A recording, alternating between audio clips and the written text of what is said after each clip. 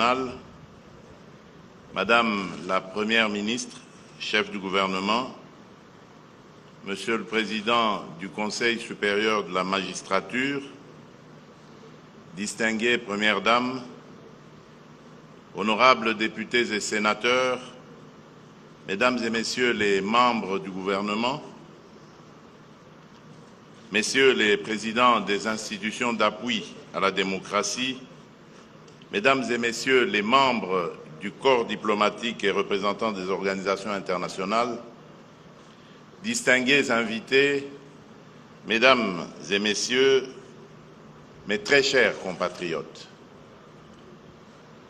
en ce 2 août 2025, jour hautement symbolique, nous nous rassemblons en ce lieu, désormais érigé en mémorial du Génocauste, pour arroser une sémence de conscience collective que notre peuple a fait germer il y a 2 ans.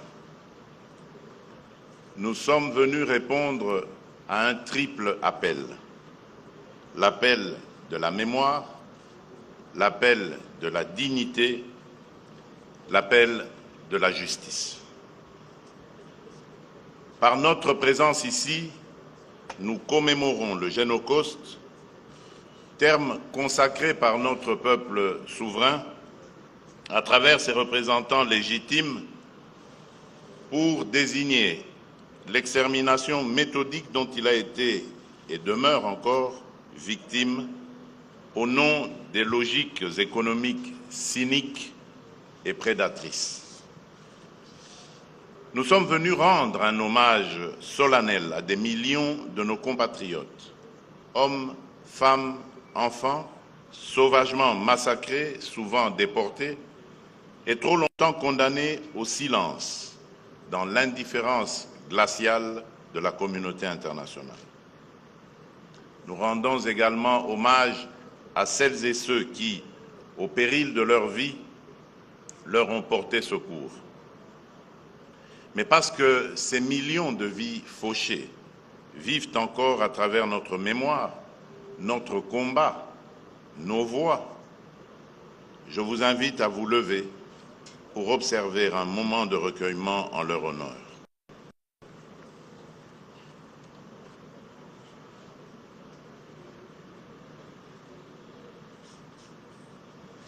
Je vous remercie.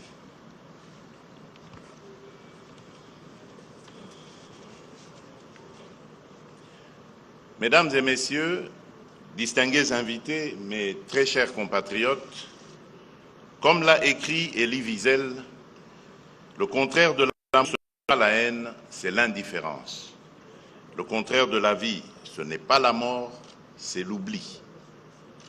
Depuis plus de 3 décennies, la République démocratique du Congo subit une guerre d'agression dont les enjeux dépassent largement le cadre militaire ou géopolitique.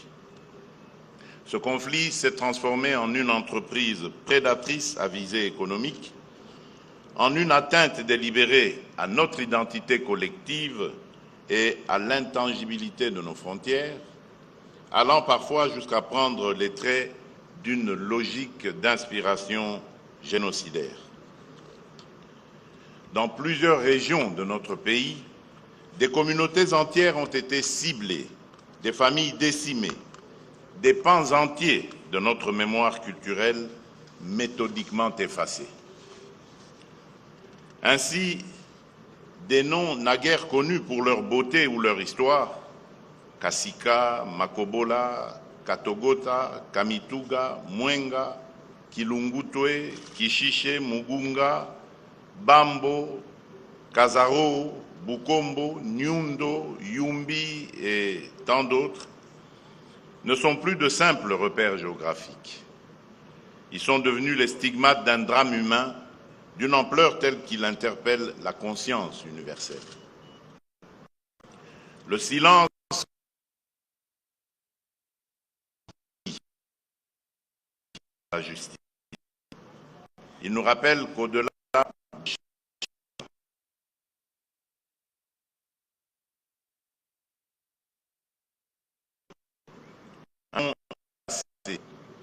une famille meurtrie, une destinée arrêtée. Et c'est à nous, héritiers de cette mémoire, qu'il revient de la préserver, de l'élever et d'en faire le socle d'une action lucide, responsable et irréversible. Les Nations Unies, à travers le rapport Mapping, comme les travaux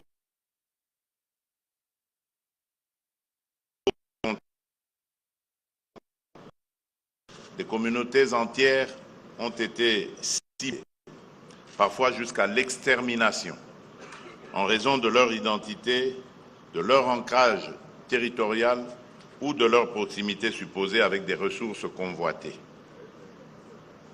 Cette logique d'anéantissement se poursuit aujourd'hui, sous d'autres formes, mais avec la même brutalité dans l'est de notre pays, où les forces rwandaises et leurs supplétifs du M23 AFC poursuivent leurs exactions au nord Kivu et au sud Kivu.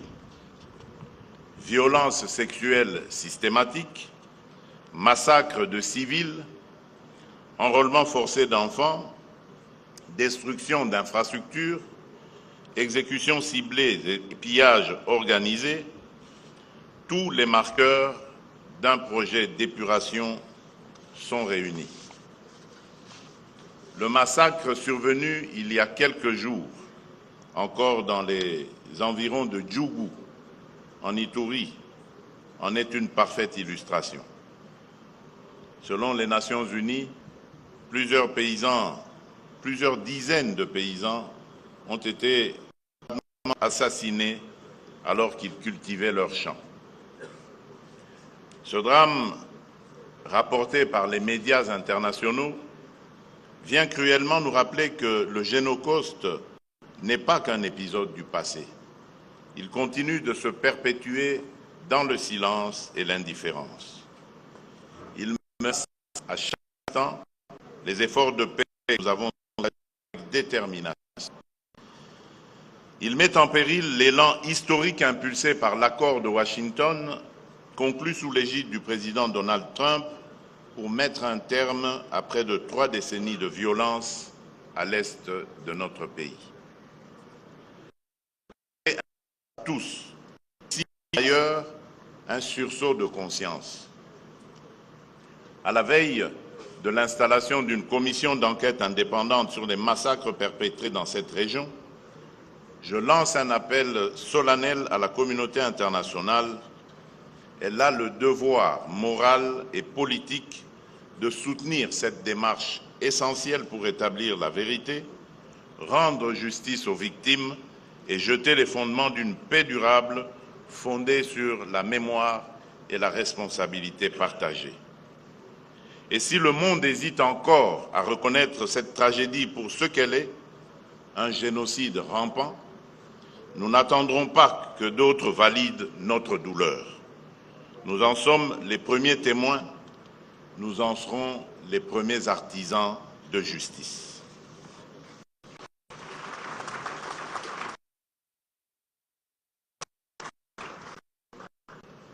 C'est dans cette dynamique que s'inscrivent les initiatives que j'ai personnellement impulsées à travers la feuille de route Génocoste 2025. Celle-ci assise de boussole stratégique aux travaux du comité de pilotage de la CIAVAR, dont les premiers jalons structurants sont désormais visibles et porteurs d'espérance. Le 29 mars dernier, j'ai préparé la table ronde nationale sur l'appropriation collective du Génocoste, suivie en juillet par le Forum national sur la mise en œuvre du droit à réparation. À cette occasion, a été lancé officiellement le programme pilote de réparation holistique conduit par le FONAREV dans les provinces du Congo central, Kasaï et de l'Ituri. Ce programme est sur base de décisions judiciaires avant une extension progressive à l'ensemble des bénéficiaires éligibles sont le modèle administratif congolais. Sous ma haute autorité, le colloque international s'est tenu du 29 au 31 juillet, réunissant experts congolais et internationaux autour de la reconnaissance des génocides perpétrés sur notre territoire. Ce moment scientifique a permis d'asseoir un consensus académique sur la qualification juridique des atrocités commises en République démocratique du Congo. Cependant, la mémoire et la justice ne relèvent pas du passé, elles orientent notre avenir. Résolu à faire triompher la vérité, j'ai engagé notre nation dans un plaidoyer de haut niveau pour la reconnaissance internationale du Génocide. Car il est temps de rompre le silence, de le et d'affirmer avec gravité et clarté une vérité étouffée en démontrant juridiquement que plusieurs massacres perpétrés répondent aux critères définis par la Convention 1948 sur la prévention et la répression du crime de génocide. En tant que garant de la nation, j'assume pleinement cette responsabilité. Il ne s'agit ni de chercher un statut victimaire, ni de quémander une reconnaissance. Il s'agit de rétablir une vérité historique occultée et d'exiger justice au nom de notre dignité. Et je le dis avec force, quel que soit le temps que cela prendra, nous n'abandonnerons jamais ce combat.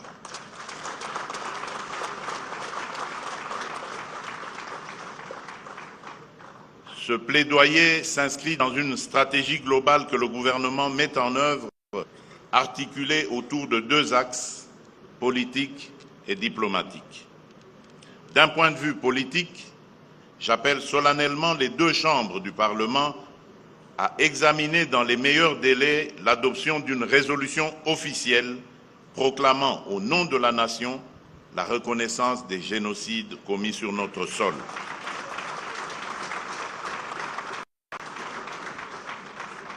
Ce ne serait pas qu'un symbole, un acte souverain de vérité et de mémoire. Sur le plan diplomatique, nous mènerons une campagne offensive et concertée auprès des États épris de justice, des institutions multilatérales et des forces vives de la société civile internationale. Cette campagne connaîtra une séquence structurante à l'automne 2025 avec une série d'événements parallèles en marge de la 3e session du Conseil des droits de l'homme à Genève et de la 20e session de l'Assemblée générale des Nations unies à instruit le gouvernement mener un dialogue diplomatique avec les représentations étrangères accréditées à Kinshasa afin de les sensibiliser aux enjeux de ce combat et de faire d'elles des relais actifs de nos messages auprès de leur capitale. Mesdames et messieurs, distingués invités, que nous menons est celui de la vérité, de la dignité et de l'espérance. Il est celui d'un peuple debout qui refuse l'oubli et qui choisit d'avancer vers la justice avec lucidité, constance, détermination et persévérance. En ce jour de mémoire, je tiens à rendre un hommage appuyé à toutes les forces vives de la nation, société civile, chercheurs, associations de victimes, survivants, qui, dans la douleur, avec leur humanité fièrement gardée, ont maintenu vivante la flamme de la vérité et de la mémoire. Je pense avec émotion à celles et ceux qui, dans l'ombre, ont documenté l'horreur, dénoncé l'impunité, soigné les blessés, consolé les survivants ou simplement tendu la main là où le silence menaçait de devenir complicité. Par votre engagement, vous avez sauvé l'honneur de la nation. À nos victimes, à leurs familles, à nos survivants, à notre peuple meurtri, je dis ceci, la République ne vous oubliera jamais. Ne pas oublier, ne jamais répéter et commencer à guérir, plus jamais seul. Pour conclure, permettez-moi, comme à chaque commémoration, de rappeler cette parole lumineuse du prophète Ésaïe au chapitre 8, verset 23. « Les ténèbres ne régneront pas à toujours sur le pays envahi par l'angoisse.